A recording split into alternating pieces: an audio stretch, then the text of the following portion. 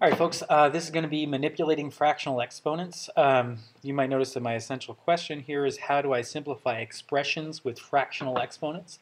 How do I simplify expressions with fractional exponents? And so we are going to take some notes over this. If you need to pause at any point to catch up on what I'm writing, please do so. You can totally rewatch things too if it doesn't make sense to you the first time. The first question I'm going to ask and then try to answer is the following. What do I need to remember? So there's a lot of skills that kind of go into this, and so I'm going to try to recall some of those skills for you. Let's start with the most basic. To add or subtract fractions, find a common denominator first. And so I'll give you an example. Minus 3/7. You can't do that directly. Certainly don't do 5 minus 7. What you need to do is try to get a pair of fractions that have the same size pieces so you can actually do the subtraction. And so in order to do that, and I'll write this here, I need to multiply this guy by 7/7, this guy by 5/5. The reason I'm doing that is that I need to find the least common factor of 5 and 7, which happens to be 35. And so how do I make 35 out of 5? I multiply it by 7. How do I make 35 out of 7? I multiply it by 5. And so this is going to end up being 7 times 2 is 14 over 7 times 5 is 35 minus 3 times 5 is 15 over 7 times 5 is 35. And so now I can say, well, I have 14/35 minus 15/35. That's going to give me negative 1/35. So you have to find the common denominator first. The method I used here by multiplying by the opposite denominator will work every time. So that's the first thing. Add or subtract fractions, find the common denominator first. Next thing I need to remember is that a fractional exponent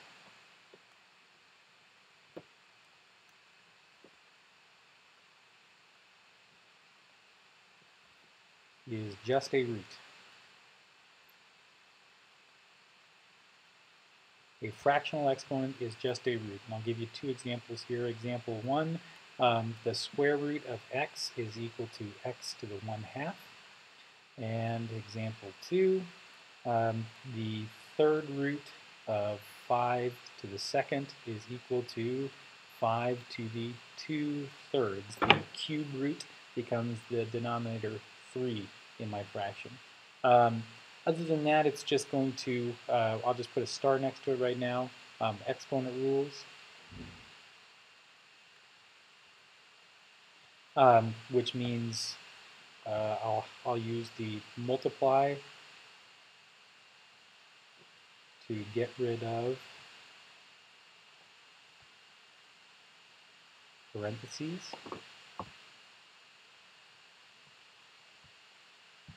I will add to get rid of multiplication.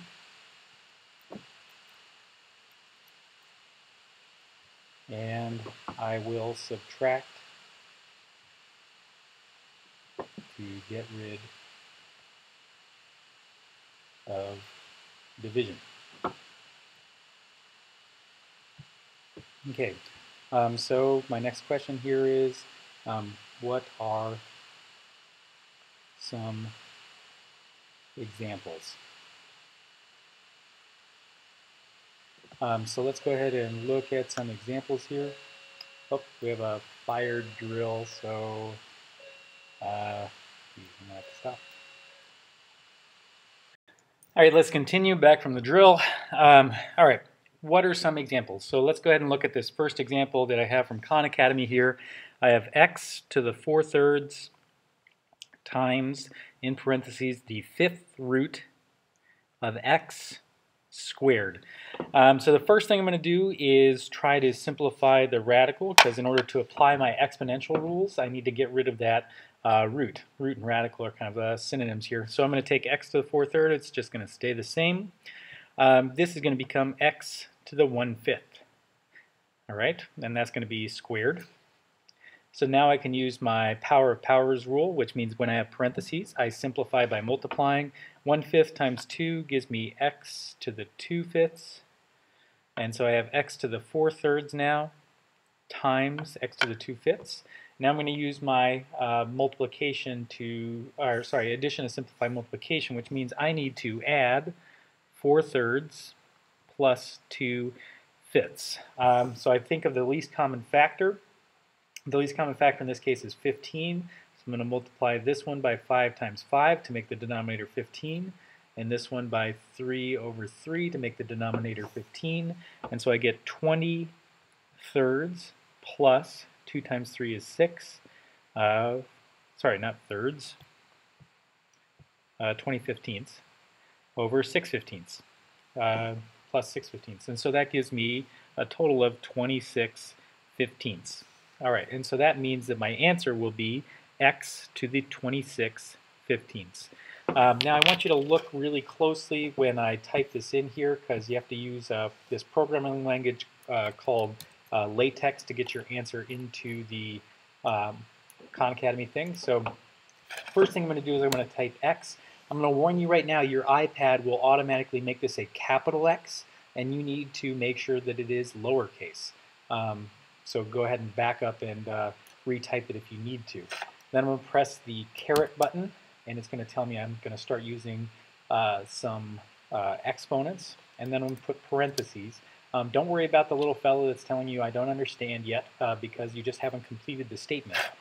So then I'll type 26 divided by 15, and I'll get the answer that I had from previously. Now it shows up right there. If I click check answer, it likes it. So I'm going to go on to the next question, and we'll look at this example.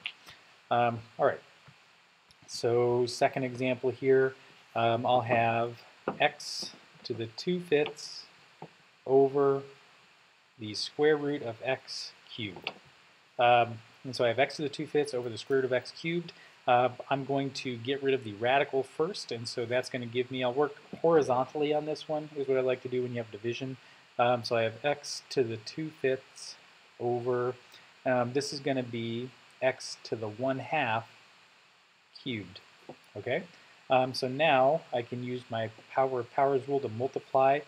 So again, I'll get x to the 2/5 over x to the 3 times 1/2 is 3/2. So now I need to subtract to get rid of division, so I need to do 2/5 minus 3/2. The least common factor in this case is 10, so I'm going to multiply by 2/2 and 5/5. 2 times 2 is 4, 2 times 5 is 10, 3 times 5 is 15, 2 times 5 is 10. So you get negative 11 over 10, and so your final answer should be x to the negative 11 over 10. Just so you know how to type that in again, you're going to do x, make sure it's lowercase, caret, to get to the exponent, then a negative 11 over 10 in parentheses. Check my answer, it likes it, so we'll go ahead and call it there. Again, this is a type of problem that you'll have to do. It's error analysis, but you'll be fine with that. If you need any further help, just let me know. Most of the complications that I've seen students have with this set of problems is actually with the adding or subtraction of fractions. So just be aware of that. I'll leave it to you now to write a summary. Please make sure that you take that seriously. Summarize what you think you need to know in order to do this, and it'll make it more likely that you'll get them right when you have to do these problems on your own. Thanks.